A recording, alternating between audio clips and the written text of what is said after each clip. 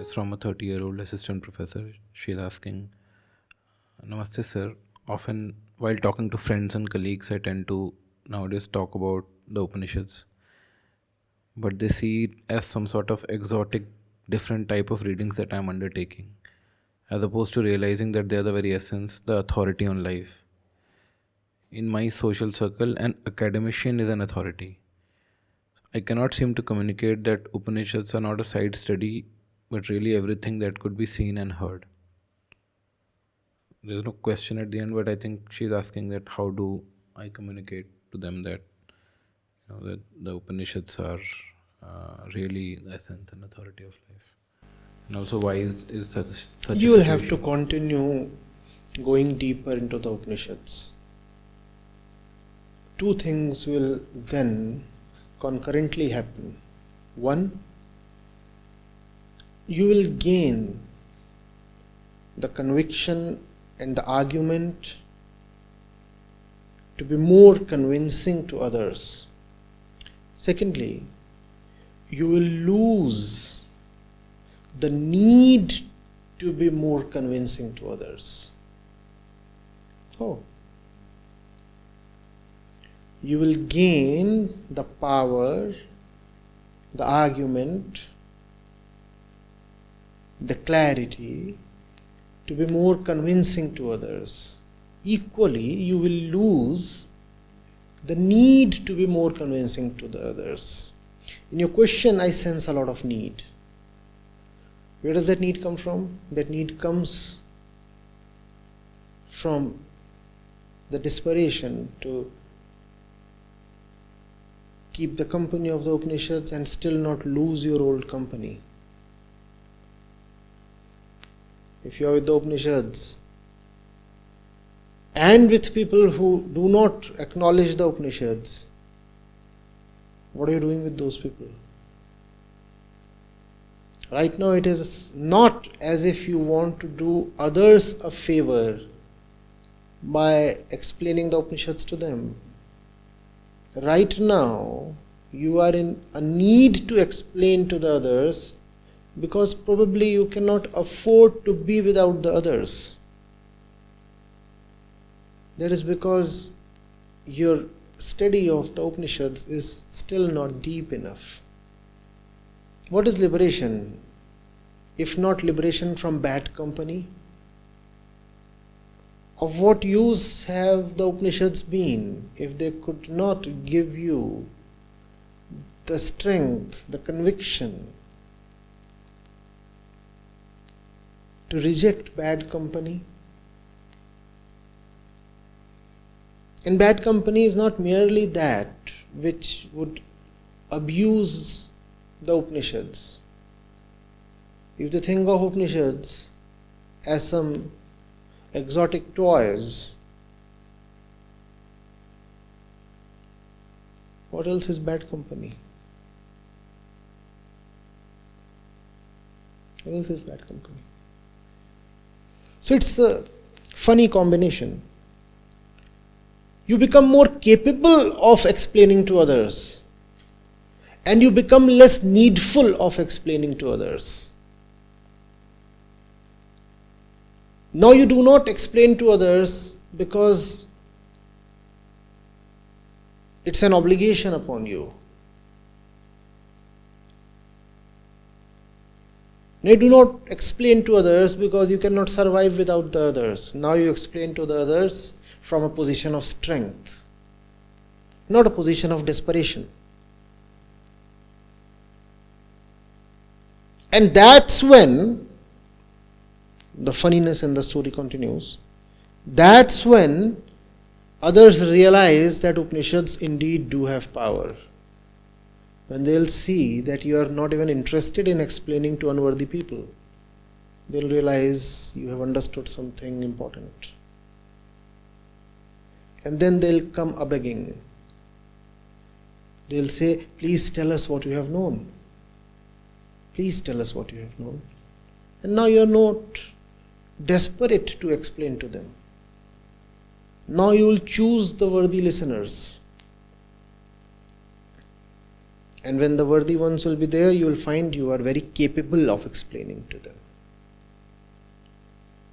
Initially, the condition is the opposite.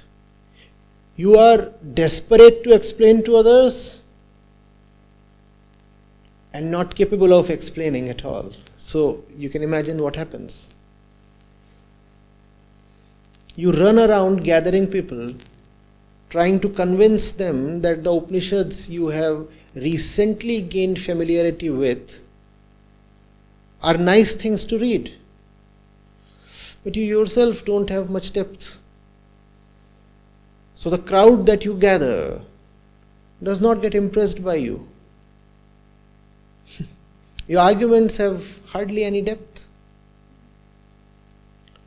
So there is this huge crowd you have gathered out of your need, out of your own desperation to maintain relationships and company.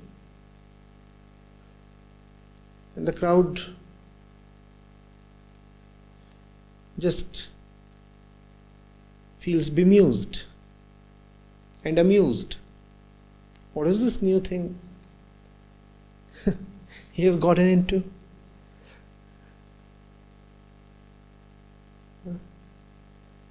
And all in all, one gives the Upanishads a bad name.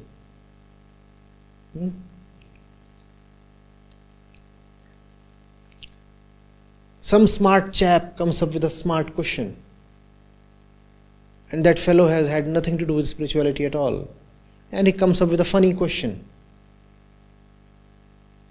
People are smart. And you have no proper response. What have you done to the Upanishads? You have given them a bad name. First thing in liberation is feel empowered to dismiss unworthy people. Why do you have to be in their company?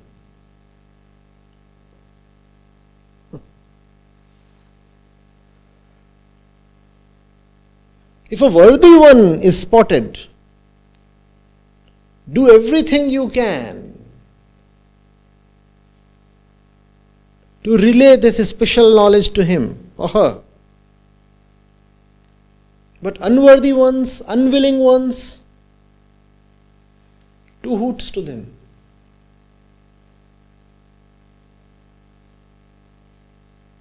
No?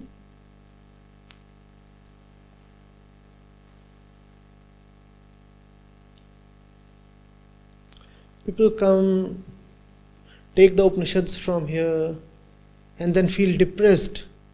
Their parents or spouses are not heeding to the Upanishads. So I ask them, why must your spouse or your parents be the first ones to gain this knowledge from you? If they are not listening to you, go and teach this to your neighbor or to some random person on the street. No? There are so many eligible and willing people. They will be very happy to receive this knowledge from you. But to them you will not go because you do not have a blood relationship with them, because you do not have selfish interests tied to them. So you won't go to them. Instead you go to their spouse. It's all right. I do not say do not teach the Upanishads to your spouse. But having tried with your spouse, if you meet resistance and unwillingness and also ineligibility, why do you still keep wasting your time with that ineligible person? Aren't there other more deserving candidates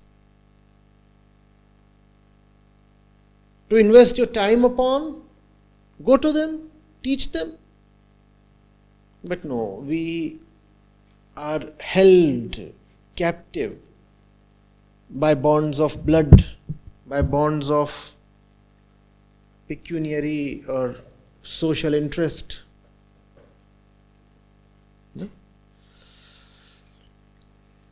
I have just learned the Upanishad, and if I can impress my boss with it, I'll gain a quick promotion. So I'll go to the boss and gift a copy of the Upanishads. And the boss doesn't care, and then I'm hurt. And then what do? I ask Acharya how to impress one's boss with the Upanishads. Offer your resignation. He'll be impressed. Your resignation will be your first baby step towards the Upanishad. Why work under a boss who's stupid enough to not respect the Upanishads? Aren't you ashamed?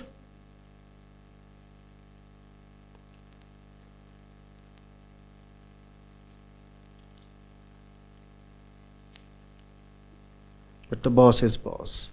Even if the boss throws the Bhagwad Gita to the dustbin in front of you, you will not resign. Because we are servants to money. No?